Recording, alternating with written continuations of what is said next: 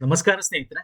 ಸ್ನೇಹಿತರೆ, ಕೆಪಿಎಸ್ಸಿಯ land surveyor ಮತ್ತೆ agriculture officers ಹುದ್ದೆಗಳಿಗೆ ಸಂಬಂಧಪಟ್ಟಂತೆ ರೀನೋಟಿಫಿಕೇಶನ್ ಯಾವಾಗಾಗುತ್ತೆ, ಎಕ್ಸಾಮ್ ಯಾವಾಗಾಗುತ್ತೆ, ಮತ್ತೆ ಒಂದಷ್ಟು ಎಚ್ಚರಿಕೆಯನ್ನು ವಹಿಸಬೇಕು ಒಂದಷ್ಟು ಸ್ಪರ್ಧಾರ್ಥಿಗಳು. ಇದ್ರ ಬಗ್ಗೆ ಡೀಟೇಲ್ ಮಾತಾಡ್ತಾ ಹೋಗೋಣ. ನೋಡಿ, ಬಿಕಾಸ್ ಆಫ್ ಒಳ ಮೀಸಲಾತಿ ಇಂದ ನಿಮ್ಗೆ ಗೊತ್ತಿದೆ 28/10/2024 ನಂತರ ಹೊರಡಿಸಿರ್ತಕ್ಕಂಥ ಎಲ್ಲ ನೋಟಿಫಿಕೇಶನ್ ಅವರು ಬಂದ್ ಮಾಡಿದ್ರು ಅಂತ. ಅದರಲ್ಲಿ ಎಸ್ಪೆಷಲಿ ಲ್ಯಾಂಡ್ ಸರ್ವೇಯರ್ ಎಕ್ಸಾಮ್ ಆಗ್ಬೇಕಾಯ್ತು, ತಡೆ ಹಿಡಿದಿದ್ರು. ಬಿಕಾಸ್ ಲ್ಯಾಂಡ್ ಸರ್ವೇಯರ್ ಏನಾಗಿತ್ತು, ಆ, ತುಂಬಾ ಹಳೆ ನೋಟಿಫಿಕೇಶನ್ ಲ್ಯಾಂಡ್ ಸರ್ವೇಯರ್, ಬಟ್ 29/2 ಆಗಿತ್ತು. ಆದ್ರೆ 22/11 ನಿಮ್ಗೆ ಅದನ್ನ ಪೋಸ್ಟ್ ನ ಜಾಸ್ತಿ ಮಾಡಿದ್ರು, ಅಂದ್ರೆ ಹುದ್ದೆಗಳನ್ನ ಹೆಚ್ಚುವರಿ ಮಾಡಿದ್ರು. ಹಂಗಾಗಿ ಹುದ್ದೆಗಳು ಹೆಚ್ಚುವರಿ HK ಮತ್ತೆ ನಾನ್ HK ಆಗಿ ಒಟ್ಟು 750 ಪೋಸ್ಟ್ ಆಗಿತ್ತು. ಹಂಗಾಗಿ 28/10 ನಂತರ ಆಗುತ್ತಲ್ಲ, ಹಂಗಾಗಿ ಇದೊಂದು ತಡೆ ಹಿಡಿದಿದ್ರು ಅಲ್ವಾ. ಇದು ಗೊತ್ತಿದೆ, ಕ್ಲಾರಿಟಿ ನಿಮಗಿದೆ. ಅದೇ ರೀತಿ ನಮ್ಮ ಕೃಷಿ ಅಧಿಕಾರಿಗಳ ಒಂದು ಅಗ್ರಿಕಲ್ಚರ್ ಆಫೀಸರ್ಸ್ ಹುದ್ದೆಗಳಿಗೆ ಸಂಬಂಧಪಟ್ಟಂತೆ ಅಲ್ಲೂ ಕೂಡ ಸ್ಪರ್ಧಾತ್ಮಕ ಪರೀಕ್ಷೆ ಏನಿತ್ತು ಅದನ್ನು ಕೂಡ ರದ್ದು ಮಾಡಿದ್ರು. 4/10/2025 7/9 ಏನೋ ಇತ್ತು ಕನ್ನಡ ಭಾಷಾ ಮತ್ತೆ ಸ್ಪರ್ಧಾತ್ಮಕ ಪರೀಕ್ಷೆ, ಅದನ್ನು ಕೂಡ ರದ್ದು ಮಾಡಿದ್ರು. ಬಿಕಾಸ್ ಇದು ಕೂಡ ಹಳೆ ನೋಟಿಫಿಕೇಶನ್.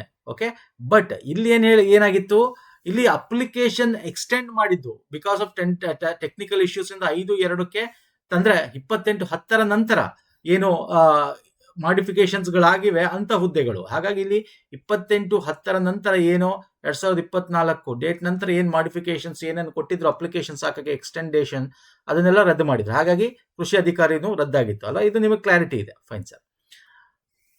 ಜೊತೆಗೆ ಒಳ ಮೀಸಲಾತಿ ಇನ್ನು ಕೂಡ ಅಳವಡಿಸ್ಕೋಬೇಕಾಗತ್ತೆ ಇದಕ್ಕೆ ಅಲ್ವಾ. ಹಂಗಾಗಿ ಇವೆಲ್ಲ ರದ್ದಾಗಿತ್ತು. ಹಂಗಾರೆ ಎಕ್ಸಾಮ್ ಯಾವಾಗತ್ತೆ, ಮತ್ತೆ ಇಲ್ಲಿ ಏನ್ ಇಂಪಾರ್ಟೆಂಟ್ ಥಿಂಗ್ಸ್ ಅಂತ, ಎಕ್ಸಾಮ್ ಡೇಟ್ಸ್ ಯಾವಾಗುತ್ತೆ, ರೀನೋಟಿಫಿಕೇಶನ್ ಮಾಡಬೇಕು ಸರ್. ರೀನೋಟಿಫಿಕೇಶನ್ ಏನಕ್ಕೆ ಇದಕ್ಕೆ ರೋಸ್ಟರ್ ಬಿಂದು ಅಪ್ಡೇಟ್ ಮಾಡ್ತಾ ಇದ್ದಾರೆ. ಆ ಒಂದು ಇಲಾಖೆಯ ಒಂದು ಎಲ್ಲಿಂದ ಸ್ಟಾರ್ಟ್ ಮಾಡಬೇಕು, ಯಾವುದು ಅಟ್ ಪ್ರೆಸೆಂಟ್ ಏನಿದೆ ಅದೊಂದು, ಮತ್ತೆ ಆ ಇಲಾಖೆಗೆ ವಾಪಸ್ ಕಳಿಸಿದರೆ ಇಂಟರ್ನಲ್ ರಿಸರ್ವೇಶನ್ ಪ್ರಕಾರ ಏನಾಗಬೇಕು, ಎಷ್ಟು ಪೋಸ್ಟ್ಗಳಿದೆ, ಇನ್ನೂ ಏನಾರು ಹೆಚ್ಚುವರಿ ಪೋಸ್ಟ್ಗಳನ್ನ ಆ್ಯಡ್ ಮಾಡ್ಬೋದಾ, ಹೆಚ್ಚುವರಿ ಪೋಸ್ಟ್ಗಳೇನಾದ್ರು ಆ್ಯಡ್ ಮಾಡ್ಬೋದಾ ಇದ್ರೆ, ಓಕೆ, ಅಥವಾ ಅಷ್ಟೇ ಸೇಮ್ ಪೋಸ್ಟಾ. ಸೊ ಇವೆಲ್ಲ ಅಪ್ಡೇಟ್ ಆಗ್ತಾ ಇದೆ. ಈ ಅಪ್ಡೇಟ್ ಆಗಿ ರೀನೋಟಿಫಿಕೇಶನ್ ಆಗುತ್ತೆ. ಓಕೆ, ಸೊ ರೀನೋಟಿಫಿಕೇಶನ್ ಯಾವಾಗುತ್ತೆ, as per the information available ಪ್ರಕಾರ ನೋಡೋದಾದ್ರೆ ಸ್ನೇಹಿತರೆ, ನಿಮಗೆ ನವೆಂಬರ್ ಎಂಡ್ ಅಥವಾ ಇದೆಲ್ಲ ನಡೀತಾ ಇದೆ, ಪ್ಯಾರಲಿ ವರ್ಕ್ ನಡೀತಾ ಇದೆ. ಓಕೆ, ಪ್ರೆಷರ್ ಇದೆ, ನಡೀತಾ ಇದೆ. ಎಂಡ್ ಅಥವಾ ಡಿಸೆಂಬರ್ ಫಸ್ಟ್ ವೀಕ್, ಅಂದ್ರೆ ನವೆಂಬರ್ ಎಂಡ್ ಅಂತ ಅನ್ಕೊಳ್ಳಿ, ಅಥವಾ ಆಗ್ಲಿಲ್ಲ December max to max December 1st or 2nd week ಒಳಗೆ ಆಗುತ್ತೆ, ನೋಟಿಫಿಕೇಶನ್ಸ್ ಆಗುತ್ತೆ. ಸೊ ಈ ನೋಟಿಫಿಕೇಶನ್ ಅಲ್ಲಿ ಅಗೇನ್ ಇಲ್ಲಿ ಏನಾಗುತ್ತೆ, ಹೆಚ್ಚುವರಿ ಒಳ ಮೀಸಲಾತಿ ಆಗಿರ್ಬೋದು, ಮತ್ತೆ ಏಜ್ ರಿಲ್ಯಾಕ್ಸೇಷನ್ ಆಗಿರ್ಬೋದು, ವಯಸ್ಸಿನ ಮಿತಿ ಏನು ಸಡಲೀಕರಣ ಮಾಡಿರ್ತಕ್ಕಂಥದ್ದಾಗಿರ್ಬೋದು. ಸೊ ಇದರಿಂದ ಬೇರೆಯವರು ಕೂಡ ಅಪ್ಲೈ ಮಾಡ್ಬೋದು, ಬೇರೆಯವರು ಅಂದ್ರೆ ಹೊಸದಾಗಿ ಕೂಡ ಅಪ್ಲೈ ಮಾಡ್ಬೋದು. ಸೊ ಹಂಗಾಗಿ ರೀನೋಟಿಫಿಕೇಶನ್ ಆದಾಗ ಮಿನಿಮಮ್ 30 days ಅಂತೂ ಮಿನಿಮಮ್ ಕೊಡ್ತಾನೆ. ಮಿನಿಮಮ್ ಇದು 30 days ರೀನೋಟಿಫಿಕೇಶನ್. ಈಗ ಫಾರ್ ಎಕ್ಸಾಂಪಲ್ ಡಿಸೆಂಬರ್ ಅಲ್ಲಿ ಆಯ್ತು ಅಂತ ಅನ್ಕೋಣ, ನವೆಂಬರ್ ಎಂಡ್ ಅಥವಾ ಡಿಸೆಂಬರ್ ಫಸ್ಟ್ ವೀಕ್ ಅಂತ ಅನ್ಕೋಣ, ಅಂದ್ರೆ ನಿಮ್ಗೆ ಜಾನ್ ಫಸ್ಟ್ ವೀಕ್ ತನಕ ಮಿನಿಮಮ್ ಅಂದ್ರು 30 days ಕೊಡ್ತಾನೆ. ಸ್ವಲ್ಪ ಬೇಕಾದ್ರೆ ಅದನ್ನ 10 ದಿನ 15 ದಿನ ಎಕ್ಸ್ಟ್ರಾ ಕೊಡಬಹುದು. ಓಕೆ, ಅಂದ್ರೆ ಅಪ್ಲೈ ಮಾಡಕ್ಕೆ ಅಷ್ಟು ಮಿನಿಮಮ್ ಕೊಡ್ಲೇಬೇಕು. ಓಕೆ, ಸೊ ಅಂದ್ರೆ ಜನವರಿ ತನಕ ನೀವು ಅಪ್ಲೈ ಮಾಡ್ರೆ, ಜನವರಿ 1st or 2nd ವೀಕ್ ತನಕ ಅಪ್ಲೈ ಆದ್ರೂ ಕೂಡ, ಅಪ್ಲಿಕೇಶನ್ ಹಾಕಿದ್ರು ಕೂಡ ಎಕ್ಸಾಮ್ ಡೇಟ್ ಯಾವಾಗುತ್ತೆ, ಯೂಶಲಿ ಒಂದು ಅಪ್ಲಿಕೇಶನ್ ಕರೆದ್ಮೇಲೆ ಮಿನಿಮಮ್ 60 days ಗ್ಯಾಪ್ ಕೊಟ್ಟೇ ಇರ್ತಾನೆ ಸ್ನೇಹಿತರೆ. ಮಿನಿಮಮ್ 60 days ಎಕ್ಸಾಮ್ಸ್ಗೆ ಆಫ್ಟರ್ ಅಪ್ಲಿಕೇಶನ್ ಅಪ್ಲೈ ಆದ್ಮೇಲೆ 60 days ಎಕ್ಸಾಮ್ಸ್ಗೆ ಗ್ಯಾಪ್ ಇರುತ್ತೆ.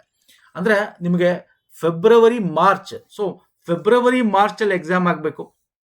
ನಿಮಗೆ ಗೊತ್ತಿದೆ, ಮಾರ್ಚ್ ಮತ್ತೆ ಏಪ್ರಿಲ್ ಫಸ್ಟ್ ವೀಕ್ ಅಷ್ಟೇ ಒಂದಷ್ಟು ಸ್ಕೂಲ್ ಎಕ್ಸಾಮ್ಸ್ಗಳು ಏನ್ ನಡೀತವೆ ಮಾರ್ಚ್ ತಿಂಗಳಲ್ಲಿ. ಓಕೆ, ಫೈನಲ್ ಎಕ್ಸಾಮ್ಸ್ಗಳು ನಡೀತವೆ. ಸೊ ಈ ಒಂದು ಡೇಟ್ಸ್ ನ ಅವರು ನೋಡಿಕೊಂಡು ಯಾವಾಗ ಎಸ್ಪೆಷಲಿ 10th ಎಕ್ಸಾಮ್ ಯಾವಾಗ ಆಗುತ್ತೆ, ಸೊ ಈ ಡೇಟ್ಸ್ ಅಥವಾ ಅದೇನಾದ್ರು ಸ್ವಲ್ಪ ಡಿಲೇ ಇದ್ರೆ 1 week 2 week ಅದಕ್ಕಿಂತ ಮುಂಚೆ ಮಾಡ್ಬೋದು. ಅಥವಾ 10th ಎಕ್ಸಾಮು ಬೇರೆ ಹೈಸ್ಕೂಲ್ಸ್ ಬೇರೆ ಎಕ್ಸಾಮ್ಸ್, ಯಾಕಂದ್ರೆ ಅವೈಲೇಬಲ್ ಇರ್ಬೇಕಲ್ಲ, ಏನೋ ನಿಮಗೆ ಸ್ಕೂಲ್ಸ್ಗಳು ಕಾಲೇಜ್ಗಳು ಅವೈಲೇಬಲ್ ಇರ್ಬೇಕಲ್ಲ. ಹಾಗೆ ಸ್ಕೂಲ್ ಎಕ್ಸಾಮ್ಸ್ಗಳ ಡೇಟ್ ನೋಡಿಕೊಂಡು ಮ್ಯಾಕ್ಸಿಮಮ್ ಅಂದ್ರೆ ಈಗ ಜನವರಿ ಅಂತಂದ್ರೆ ನಿಮಗೆ ಮಾರ್ಚ್ ಅಲ್ಲಿ ಎಕ್ಸಾಮ್ ಆಗ್ಬೇಕು ನಿಮಗೆ, ಅಥವಾ 1 month ಲೇಟ್ ಆದ್ರು ಬಿಕಾಸ್ ಆಫ್ ಬೇರೆ ಎಕ್ಸಾಮ್, ಅಥವಾ ನಿಮಗೆ ಇದಕ್ಕೆ ಆಲ್ರೆಡಿ ಎಕ್ಸಾಮ್ ಡೇಟ್ಸ್ ಅನೌನ್ಸ್ ಆಗಿ ಕ್ಯಾನ್ಸಲ್ ಆಗಿರೋದ್ರಿಂದ ನಿಮಗೆ ಮಾರ್ಚಲ್ಲೇ ಎಕ್ಸಾಮ್ ಆಗುವಂಥ ಚಾನ್ಸಸ್ಸು ಇರುತ್ತೆ. ಅಂದರೆ ಬೇರೆ ಎಕ್ಸಾಮ್ಗಳು ಆಗೋಕ್ಕಿಂತ ಮುಂಚೆ ನಿಮಗೆ ಎಕ್ಸಾಮ್ ಆಗೋ ಚಾನ್ಸಸ್ಸು ಇರುತ್ತೆ. ಅದರ್ವೈಸ್ ಈ ಎಕ್ಸಾಮ್ ಆದಮೇಲೆ ಒಂದೊಂದು ಸ್ವಲ್ಪ ಟೈಮ್ ಕೊಡೋಣ ಅಂತ ಅವರು ನಿಮ್ಗೆ ಗೊತ್ತಲ್ಲ, ಸ್ವಲ್ಪ ಕೆ ಎ ಆದರೆ ಬೇಗ ಮಾಡಿಬಿಡ್ತಾನೆ. ಈ KPS ಲೆಥರ್ಜಿಕ್ ನನ್ನ ಮಕ್ಕಳು. ಇವರು ಲೆಥರ್ಜಿಕ್ ಅಂದರೆ ಅಷ್ಟು ಲೆಥರ್ಜಿಕ್ಸ್, ಇವರು ಒಂಥರ ಮೇಲೆ ಮಳೆ ಹೋಯ್ದಂಗೆ. ಸೊ ಹಾಗಾಗಿ ಇವರು ಮೋಸ್ಟ್ ಪ್ರಾಬಬ್ಲಿ ಎಕ್ಸಾಮ್ ಆದಮೇಲೆ ಏಪ್ರಿಲ್ ಮಂತಲ್ಲೂ ಕೂಡ ಮಾಡ್ತಾರೆ. ಸೊ ನಿಮಗೆ ಮಾರ್ಚ್ ಏಪ್ರಿಲ್ ಎಕ್ಸಾಮ್ ಅಂತ ಅಂದ್ಕೊಳ್ಳಿ. ನಾನು ಯಾಕೆ ಇದನ್ನ ಹೇಳ್ತಾ ಇದ್ದೀನಿ, as per the procedure, as per the history ಪ್ರಕಾರ ನಾವು ನೋಡೋದಾದ್ರೆ ಯಾಕೆ ಇದನ್ನ ಹೇಳ್ತಾ ಇದ್ದೀನಿ, ನೀವು ಪ್ರಿಪರೇಷನ್ ಆಗಬೇಕು, ಕಾಯ್ಕೊಂಡು ಕೂತ್ಕೋಬಾರ್ದು. ಈಗ ತುಂಬಾ ಟೈಮ್ ಇದೆ. ಈಗ ಫಾರ್ ಎಕ್ಸಾಂಪಲ್ ಲ್ಯಾಂಡ್ ಸರ್ವೆಗೆ ತಗೊಳ್ಳಿ, ಈಗ ಅಗ್ರಿಕಲ್ಚರ್ಗೆ ಸ್ಪೆಸಿಫಿಕ್ ಪೇಪರ್ ಓದ್ಕೊಳ್ಳಿ. GK ಬಿಡಿ, GK ಎಲ್ಲದಕ್ಕೂ ಬೇರೆ ಬೇರೆ ಎಕ್ಸಾಮ್ ಬರುತ್ತೆ, KE ಎಕ್ಸಾಮ್ ಆಗ್ತವೆ, ಇವಾಗ ಎಲ್ಲದಕ್ಕೂ ಓದ್ತೀರಾ. ಸ್ಪೆಸಿಫಿಕ್ ಪೇಪರ್ ಓದ್ಕೊಳ್ಳಿ, ನಾನು ಹೇಳ್ತಾ ಇರೋದು ವೆರಿ ಇಂಪಾರ್ಟೆಂಟು. ಎಕ್ಸಾಮ್ ನಿಮಗೆ ಈಗಲಿಂದ ಒಳ್ಳೆ ಪ್ರಿಪರೇಷನ್ ಟೈಮ್, ನಿಮ್ಗೊಂಥರ ಕುಷನ್ ಟೈಮ್ ಸಿಕ್ಕಿದೆ. ಈಗ ಲ್ಯಾಂಡ್ ಸರ್ವೇಯರ್ ಬಂದ್ರೆ ನಿಮಗೆ ಲ್ಯಾಂಡ್ ಸರ್ವೇಯರ್ ಬಂದ್ರೆ ಸ್ನೇಹಿತರೆ, ಲ್ಯಾಂಡ್ ಸರ್ವೇಯರ್ ಏನಾಗುತ್ತೆ, ಇಲ್ಲಿ ನಿಮಗೆ ಮ್ಯಾಥಮೆಟಿಕ್ಸ್ ಓದಬೇಕು, ಮ್ಯಾಥಮೆಟಿಕ್ಸ್ ಓದ್ಕೊಳ್ಳಿ. Okay, land survey separate playlist ಇದೆ ನಮ್ದು, ಲಿಂಕ್ ಕೊಡ್ತೀನಿ ಬೇಕಾದ್ರೆ. ಅದರಲ್ಲಿ ಫಿಸಿಕ್ಸ್ ನಾವೇನ್ ಕವರ್ ಮಾಡಿದ್ವಿ, ಫಿಸಿಕ್ಸ್ ಸಂಬಂಧಪಟ್ಟಂತ ವಿಜ್ಞಾನಕ್ಕೆ ಏನಿದೆ ಅದೇ ಭೌತಶಾಸ್ತ್ರ ಮತ್ತೆ ನಿಮ್ಗೆ ಭೂಗೋಳ ಅವ್ರು ಏನ್ ಸಿಲೆಬಸ್ ಕೊಟ್ಟಿದ್ದಾರೆ ಅದೆಲ್ಲ ಕವರ್ ಮಾಡಿದ್ವಿ. ಓಕೆ, ವಿಡಿಯೋ ಇನ್ನೊಂದು 3-4 ಬರಬೇಕು, ಅದನ್ನು ಮಾಡ್ತೀವಿ. ಎಕ್ಸಾಮ್ ಇದು ನೋಡಿ, ರಿನೋಟಿಫಿಕೇಶನ್ ಆದ ತಕ್ಷಣ ಇದ್ರ PDF ಕೂಡ ನಿಮಗೆ ಸಿಗುತ್ತೆ, ಲಿಂಕ್ ಕೊಡ್ತೀನಿ, ಬೇಕಾದ್ರೆ ಪರ್ಚೇಸ್ ಮಾಡ್ಕೋಬಹುದು. ಫಿಸಿಕ್ಸ್ ಮತ್ತೆ ಭೂಗೋಳಶಾಸ್ತ್ರ, ಮ್ಯಾಥಮೆಟಿಕ್ಸ್ ನಾವು ಮಾಡಿಲ್ಲ. ಓಕೆ, ಅದು ನೋಡೋಣ, ಟೈಮ್ ಸಿಕ್ಕಿದ್ರೆ ಮಾಡೋಣ. ಸೊ ಮ್ಯಾಥಮೆಟಿಕ್ಸ್ ಇವಕ್ಕೆಲ್ಲ ನಿಮಗೆ ಲ್ಯಾಂಡ್ ಸರ್ವೇರ್ ಸಿಲೆಬಸ್ ಮ್ಯಾಥಮೆಟಿಕ್ಸ್ ಏನಿದೆ ಅದನ್ನ ನೀವು ನೋಡ್ಕೋಬಹುದು. ಅಗ್ರಿಕಲ್ಚರ್ ಬಂದ್ರೆ AO ಬಂದ್ರೆ ನೀವು ಸ್ಪೆಸಿಫಿಕ್ ಪೇಪರ್ ಏನಿದೆ, ಸ್ಪೆಸಿಫಿಕ್ ಪೇಪರ್ ನಿಮಗೆ ಅಗ್ರಿಕಲ್ಚರ್ ಸಂಬಂಧಪಟ್ಟಂತೆ ಅದನ್ನ ಪ್ರಿಪರೇಷನ್ ಆಗೋ ಟೈಮ್ ಇದೆ. ಓಕೆ, ಕುಷನ್ ಟೈಮ್ ಇದೆ, ಯು ಯುಟಿಲೈಸ್ ದಿಸ್ ಸ್ನೇಹಿತರೆ. ಸೊ ಎಕ್ಸಾಮ್ಸ್ ನಿಮಗೆ ಈ ಒಂದು ಮಾರ್ಚ್ ಏಪ್ರಿಲ್ ಮ್ಯಾಕ್ಸಿಮಮ್ ಆಗಬಹುದು. ರಿನೋಟಿಫಿಕೇಶನ್ ನಿಮಗೆ ನವೆಂಬರ್ ಅಥವಾ ಡಿಸೆಂಬರ್ ಮಂತ್ ಮ್ಯಾಕ್ಸಿಮಮ್ ಆಗುತ್ತೆ. ಯಾಕಂದ್ರೆ ಅವ್ರಿಗೂ ಕೂಡ ತುಂಬಾ ಹಳೆ ನೋಟಿಫಿಕೇಶನ್ ಬೇಗ ಮುಗಿಸ್ಬೇಕು. ಯಾಕಂದ್ರೆ ಮಾರ್ಚ್ ಏಪ್ರಿಲ್ ನಿಮಗೆ ಏನು ಹೊಸ ನೋಟಿಫಿಕೇಶನ್ಸ್ ಕೂಡ ಬರಬೇಕು KPSC ಇಂದ. Okay, as per the rules ಪ್ರಕಾರ ನಿಮಗೆ ಫೈನಾನ್ಸ್ ಡಿಪಾರ್ಟ್ಮೆಂಟ್ ಅಪ್ರೂವ್ಗಳು ಸಿಗುತ್ತೆ ಈ ಒಂದು ಬಜೆಟ್ ಅಲ್ಲಿ. ಸೊ ಹಂಗಾಗಿ ಅವೆಲ್ಲ ಆಗ್ಬೇಕಾದ್ರೆ ಈ ಹಳೆದೆಲ್ಲ ಮುಗಿಸ್ತಾ ಬರ್ಬೇಕು ಅವರು. ಸೊ ಹಾಗಾಗಿ ಈ ಒಂದು ಇದರಲ್ಲಿ ನಮಗೆ ಇನ್ಫಾರ್ಮೇಶನ್ ಇರೋ ಪ್ರಕಾರ ಆಗುತ್ತೆ. ಸೊ ಪ್ರಿಪರೇಷನ್ ಸ್ಟಾರ್ಟ್ ಮಾಡಿ ಸ್ನೇಹಿತರೆ, ಇದು ಈ ಮೇನ್ ಈ ವಿಡಿಯೋದ ಉದ್ದೇಶ. ಮತ್ತಿಲ್ಲಿ ಇದು ಎಚ್ಚರಿಕೆ ಅಂತ ಏನಕ್ಕೆ ಎಚ್ಚರಿಕೆ ಅಂತಕ್ಕಂಥದ್ದೇನೋ ನೋಡಿ, ಕೃಷಿಗೆ ಸಂಬಂಧಪಟ್ಟಂತೆ ನಮಗೂ ಒಂದಷ್ಟು ಇನ್ಫಾರ್ಮೇಶನ್ಸ್ ಬಂದಿದೆ, ಅಲ್ಲಲ್ಲಿ ಇನ್ಫಾರ್ಮೇಶನ್ಸ್ ಕೇಳ್ತಾ ಇದೀವಿ, ಒಂದಷ್ಟು ಆಫರ್ಸ್ಗಳಿದೆ ಇದು ಅಂತ. ದಯವಿಟ್ಟು ಈ ಒಂದು ಟ್ರ್ಯಾಪ್ಗೆ ಬೀಳಬೇಡಿ, ಈ ಬಲೆಗೆ ಬೀಳಬೇಡಿ. ಈ ಒಂದು ಬಲೆಗೆ ಯಾಕೆ ಬೀಳಬೇಡಿ ಅಂತ ಇದ್ದೀನಿ ಅಂದ್ರೆ, ಇವೆಲ್ಲ ಸುಳ್ಳು. ಆಗ್ತಾರೆ, ನಿಮಗೆ ಸಿಗಲ್ಲ ಅಂದ್ರೆ ವಾಪಸ್ ದುಡ್ಡು ಕೊಡೋದು ಸುಳ್ಳು. ಅಕಸ್ಮಾತ್ ನಿಮ್ಗೆ ತುಂಬಾ ನೋನ್ ಸೋರ್ಸ್ ಇದೆ, ನಾವು ಹೋಗ್ತಾ ಇದೀವಿ ಅಂತಂದ್ರೆ ಅಕಸ್ಮಾತ್ ಅದನ್ನ ಸಿಕ್ಕಾಕೊಂಡ್ರೆ ನಿಮ್ಮ ಲೈಫು ಹಾಳು. ಅವ್ರದ್ದು ಬಿಟ್ಟಾಕಿ ಅವ್ರು ಹೆಂಗೋ ಬರ್ತಾರೆ, ನೀವು ಆಸ್ ಎ ಸ್ಟೂಡೆಂಟ್ ಲೈಫು ಮಾನ ಮರ್ಯಾದೆ ಅಂತ ಏನಿರುತ್ತೆ ಅಕ್ಕ ಪಕ್ಕ ಎಲ್ಲ ನೆಂಟ್ರೆಸ್ಟ್ ಎಲ್ಲ ಹೋಗುತ್ತೆ. ದಯವಿಟ್ಟು ಹೇಳ್ತಾ ಇದೀನಿ. ಸೊ ಅಂಥದಕ್ಕೆಲ್ಲ ಹೋಗಬೇಡಿ. ಯಾವುದೇ ಇದು ಆಫರ್ಗಳು ಕೊಟ್ಟರು ಎಲ್ಲ ಸುಳ್ಳು, ಫೇಕ್ಗಳಿರ್ತವೆ.